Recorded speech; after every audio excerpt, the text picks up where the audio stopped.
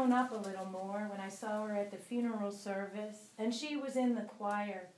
A few years prior, she was my student in 4th grade, where we made a wigwam out of sticks together and stretched newspapers out onto the floor to circle simple words with colored crayons, where we learned and worked together using our hands. She was still hefty. Her hair was still pulled back, and she still stared away from the center of everything, the flowers, the eulogy, and the people who gathered to pray and mourn. I still felt like tapping her or taking her by the hand as I did off the playground once when the others got too mean. "Rashida has problems, and you are no saint," laughed her grandmother when I called to apologize for screaming as Rashida left school one time. I discovered she stole a bag of candy hidden in my desk and yelled, not because of the theft, but for repeating, "She spit on me! She spit on me! She spit on me!" after saliva from my mouth accidentally sprayed. She still held herself tall and looked nice in her robe on the risers like the others. But when the girls began to hum, belled out their voices, and sway to praise the Lord, Rashida stood, surrounded by the music, silent and blank. Maybe she didn't know the words. She stood there through the next one and the next until the end. For whatever reason, there she was. She was still Rashida, and Rashida wouldn't sing.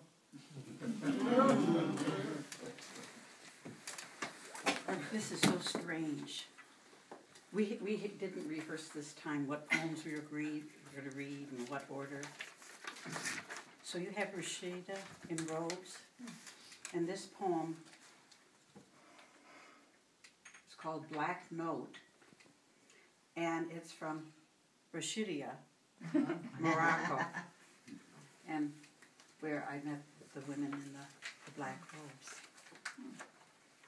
Pressed in the middle of a sea of black waves swelling maelstrom, women wailed greetings, my uncovered head a bobbing cork. They have stood on a stone pile for hours, obedient, waiting. Now the crowd crushes near.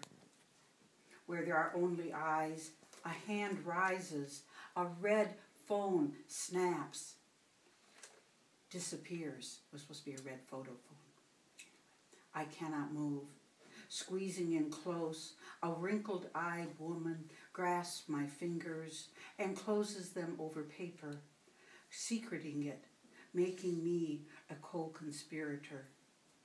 She melds like shadow into night. When I open my clasp, I find a folded note tied with wool string. Written in Arabic, an Egyptian writer tells me that it might be an entreaty intended for the king, since royalty sponsors us. I cannot decipher the neat, page-long script, yet marvel at its precision. Did the ancient woman herself write it, or some hired village scribe? Why did she trust my hands? Did she see in their faded henna markings a message left by another woman? I will pass hers on, but not before a copy is made, secured, now waiting for translation.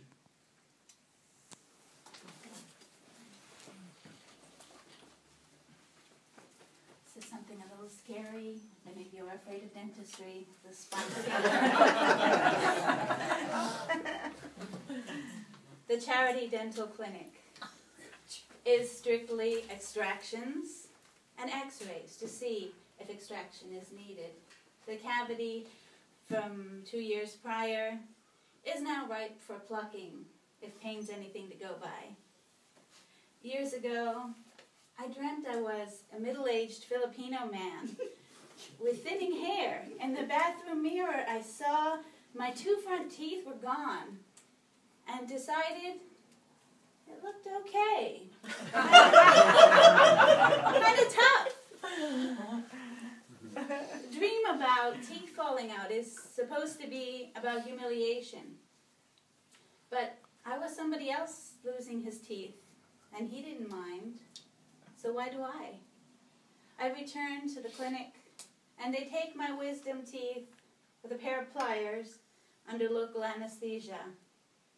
Extracted my own teeth are deemed a biohazard, too dangerous for me to have. I let them go and hope this scotches the headaches that come like waves, one on top of the other. Otherwise, it's off to Charity Medical to see about amputation. Is it too soon? There's a possibility of snow. Outside, I wait for a ride, still jittery from the Novocaine, jaw numb. I suck the gauze-packed sockets, tasting blood and something bitter, meant, I guess, for healing.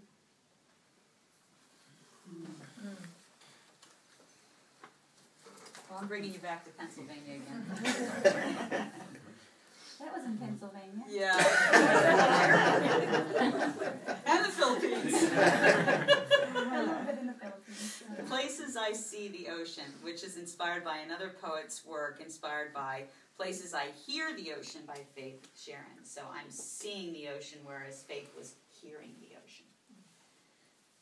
In the cornfields just beyond my property, and when the corn rotation is wheat, and the tops of the burnished strands are heavy with grain, and the wind moves, God casually palming the feather lightness of Pennsylvania wheat, back and forth like waves lapping the shoreline.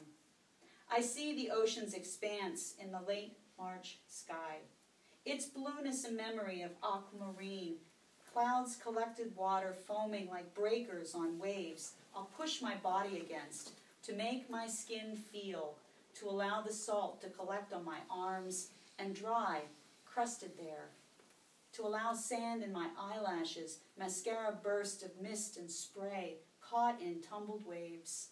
Transformed in my landlocked backyard, I survey the expanse of watery field and sky.